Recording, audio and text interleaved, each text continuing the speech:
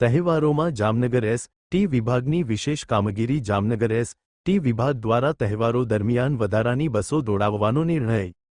રક્ષાબંધન, જન્માષ્ટમી સહિત શ્રાવણ માસના તહેવારોને લઈને વિશેષ આયોજન તહેવારો અને રજાના દિવસોમાં મુસાફરોની સંખ્યા વધતા એક્સ્ટ્રા બસો દોડાવાશે વધારાની બસોના સંચાલન માટે સ્ટાફની પણ ફાળવણી કરાઈ ડ્રાઈવર અને કંડક્ટર સહિત જરૂરી સ્ટાફની વધારાની વ્યવસ્થા દ્વારકા ડેપો દ્વારા જામજોધપુર, ધ્રોલ અને ખંભાળિયા ડેપોની બસોનો પણ ઉપયોગ કરાશે જામજોધપુરની 4, ધ્રોલની 4 અને ખંભાળિયાની 4 બસો દ્વારકા ડેપોને ફાળવાશે દ્વારકાથી જામનગર, રાજકોટ, સોમનાથ અને પોરબંદર રૂટ પર વધારાની બસો બેટ દ્વારકા, ઓખા, ગોપી તળાવ અને નાગેશ્વર જેવા ધાર્મિક સ્થળો માટે વિશેષ બસ સેવા જામનગર ડેપોના સ્પેર 10 વાહનો દ્વારા એક્સ્ટ્રા સંચાલન કરાશે જામનગરથી જૂનાગઢ, રાજકોટ, પોરબંદર અને મોરબી રૂટ પર વધારાની બસો શ્રાવણ માસ દરમિયાન મુસાફરોની સુવિધા માટે એસ.ટી વિભાગની વિશેષ કામગીરી તહેવારો દરમિયાન મુસાફરોને સરળ અને સુરક્ષિત પરિવહન સેવા આપવાનો પ્રયાસ મુસાફરોને વધુમાં વધુ એસ.ટી બસ સેવાનો લાભ લેવા અપીલ ગુજરાત રાજ્ય માર્ગ વાહન નિગમ જામનગર વિભાગના આ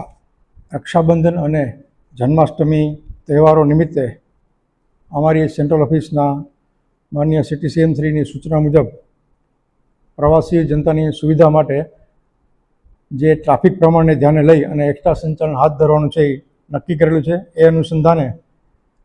અમારા દ્વારકા ડેપો દ્વારા એક્સ્ટ્રા સંચાલનની આ કાર્યવાહી છે એ હાથ ધરવામાં આવશે. દ્વારકા ડેપો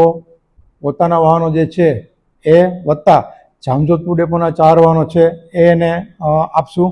ધ્રોલ ડેપોના 4 વાહનો એને આપશું અને ખંભાળિયા ડેપોના 4 વાહનો ડ્રાઈવર કંડક્ટર સાથે એક્સ્ટ્રા સંચાલનની કામગીરી માટે એને વધારાના ફાળવવામાં આવશે. અને પ્રવાસી જનતાને દ્વારકાથી જામનગર, દ્વારકાથી રાજકોટ, દ્વારકાથી સોમનાથ, દ્વારકાથી પોરબંદર, દ્વારકાથી ને બેટ દ્વારકા, દ્વારકાથી ઓખા, દ્વારકાથી ગોપી તળાવ, નાગેશ્વર આ રીતે જે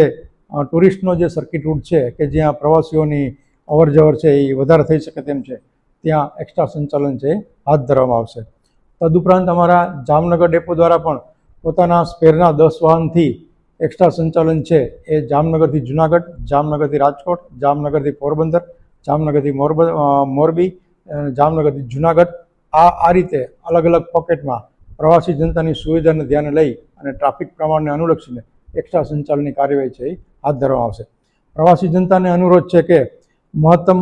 એસ.ટી બસનો લાભ લઈ અને એસ.ટી નિગમની બસોમાં જ મુસાફરી કરી અને ખાસ જે નિગમે એમના માટેની વ્યવસ્થા જે ગોઠવેલી છે એનો મહત્તમ લાભ લે એવી આ તકે વિનંતી કરવામાં આવે છે.